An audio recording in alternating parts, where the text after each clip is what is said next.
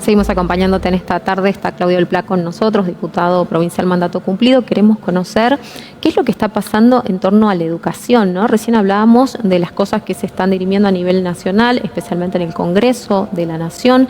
¿Qué pasa con la educación que ellos consideran un servicio esencial, que del otro lado le refutan y le dicen en realidad la educación es un derecho y también hay un derecho de huelga, de poder manifestarse, de poder disentir, de poder reclamar por un pago digno y por condiciones adecuadas, ¿no?, para brindar efectivamente este servicio de educación? ¿Cómo estás, Claudio? ¿Qué tal?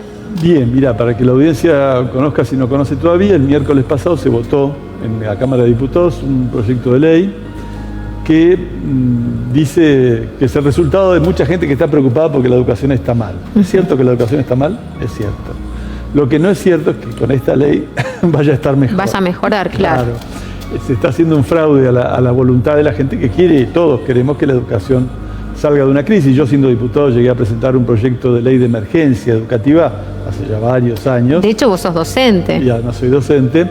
Y ahí enumerábamos 5 medidas de emergencia. Decíamos más presupuesto, decíamos no más de 25 estudiantes por aula para que haya mejor posibilidad de atender, pareja pedagógica, porque ya en varias provincias se está instrumentando y hay docentes preparados para hacerlo, un gabinete cada 300 estudiantes y no un gabinete cada 4.000 estudiantes como tiene Salta, es decir, que el docente esté acompañado, es decir, una cantidad de cosas que hay que hacer, que se cumpla con la doble escolaridad o la escuela de jornada completa, que hace más de 10 años, según la ley vigente, no hace falta sacar otra ley, la que está vigente, que ningún gobierno cumplió, establece que el 75% de las escuelas tenía que ser de jornada completa. Claro, lo que además permitiría que los chicos tengan un mejor nivel educativo, que puedan tener un espacio de contención, que puedan llegar con un mejor nivel a poder aspirar a un estudio terciario universitario, que tanto hablamos, ¿no?, de esa deserción por múltiples causas. Absolutamente.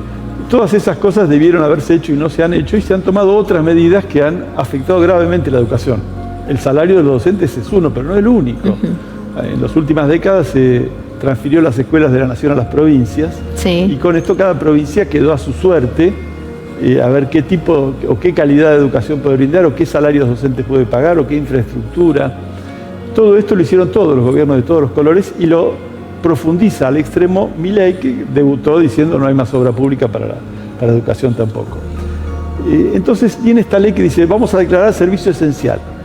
¿Y qué es lo que hay detrás? De que no se puede hacer paros. Es decir, le adjudican la crisis de la educación a los paros docentes. Los paros docentes son una consecuencia de las políticas de los gobiernos.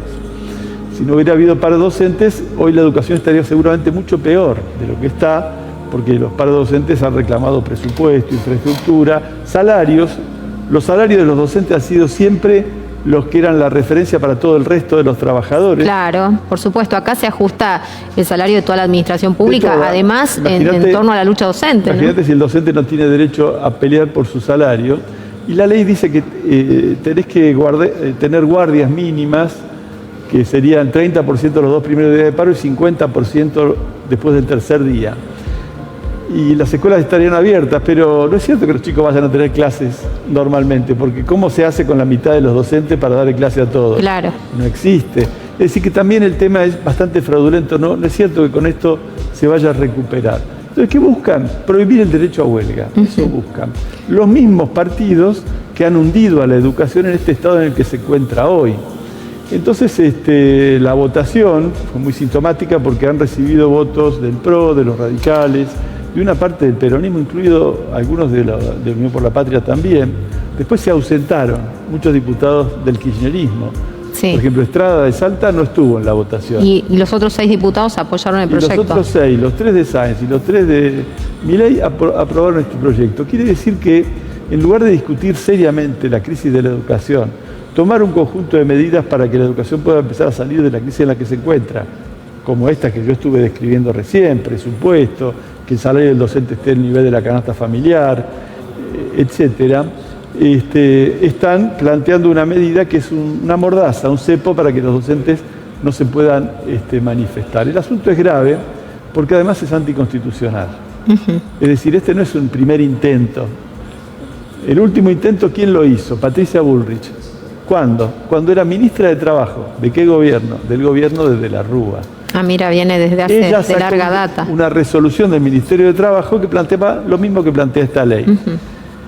En aquel momento, que fue el año 2001, el tema se judicializó.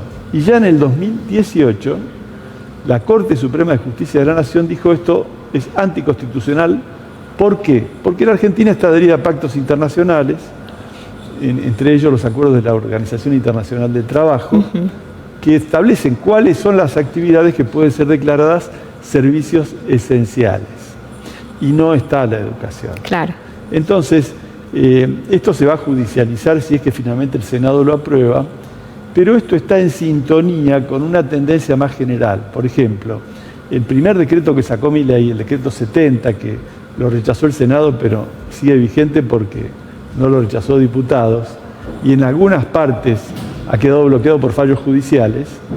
La parte laboral de ese decreto no solamente le prohibía el derecho de huelga a los maestros, sino que armaban un listado de actividades estratégicas que cada gobierno lo podía establecer, por ejemplo, todas las que exporten, las de la energía, ninguna de ellas se iba a poder hacer paro.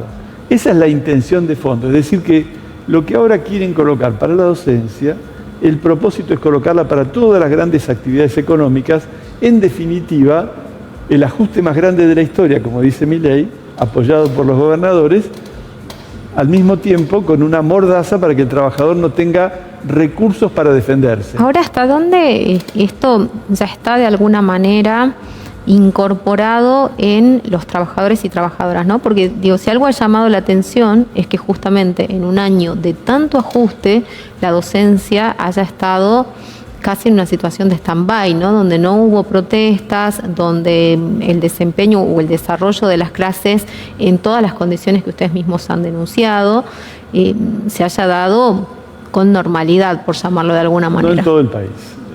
Salta, sí, es cierto, es una situación novedosa en un punto porque la docencia autoconvocada ha sido siempre la que más ha cuestionado los acuerdos a la baja, y en este momento tenemos salarios a la baja. Desde diciembre claramente se ha perdido un porcentaje importante del salario, y tiene que ver con que la lucha del año pasado no terminó bien. No se pudo defender el método histórico que permite unir a los docentes, que es el de una asamblea plural donde participa todo el mundo y las decisiones mayoritarias se aprueban.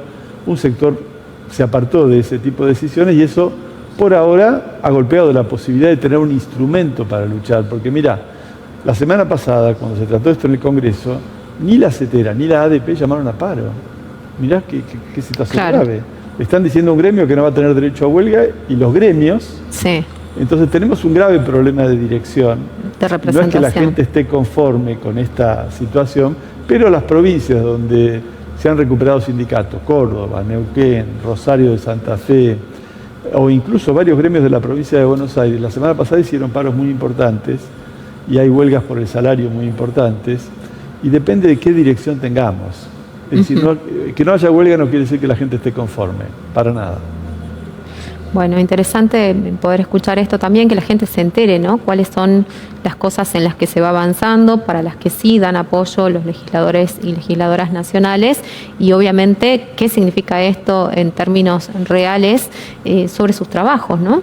Absolutamente. Nosotros este sábado vamos a hacer una reunión virtual para la docencia de toda la provincia con tribuna docente. Ya vamos a pasar por allí. El enlace va a ser para explicar en profundidad el alcance gravísimo que tiene la sanción de esta ley, y estamos a tiempo de frenarla. Pero necesitamos poder debatir esto en las escuelas, necesitamos reconstruir una asamblea provincial y, por supuesto, al mismo tiempo le exigimos a los sindicatos que abandonen la complicidad y que se pongan a la cabeza de una lucha. De conjunto, en el país, todo este ajuste más grande de la historia no está teniendo la respuesta de los trabajadores que hiciera falta o que haría falta. El problema es de dirección, es decir, tenemos direcciones que en su mayoría están, digamos, o siguen la política del justicialismo, del peronismo. Y el peronismo está siendo cómplice de esto que está pasando en la Argentina, a través del voto directo, de las ausencias de los diputados, del freno de los dirigentes gremiales o de un discurso desmoralizante que le dice a la gente, bueno, esperemos el 2025. No hay que esperar el 2025. La lucha es ahora porque Imagínate la intensidad de este ajuste. Claro. ¿Cómo vamos a llegar al 2025? Vamos a 8 meses y medio, ¿no? Más o menos. Vamos a 8 meses y tenemos 4 millones de nuevos pobres. Claro, es tremendo, es tremendo. Entonces tenemos que superar los trabajadores y particularmente la capa más activa de la clase trabajadora, superar estas direcciones, y ese es el esfuerzo nuestro. Bueno, muchísimas gracias, Claudio. Por favor. Gracias por acompañarnos, por traernos tu análisis y, por supuesto, esta información para compartirlas con todos nuestros televidentes. Pausa, quédate ahí, ya viene la columna de Jueves Libre, ya volvemos.